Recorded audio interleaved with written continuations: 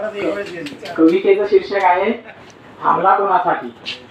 उठ माणसा चाल तू थांबला कोणासाठी. आज तुझी गरज आहे रे देशासाठी. आज तुझी गरज आहे रे देशासाठी. खूप कमावला पैसा तुने घेतला बंगला आणि गाडी.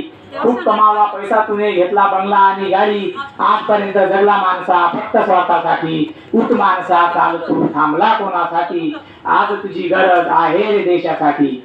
खूप धावपळ केली तुने आपल्या परिवारासाठी.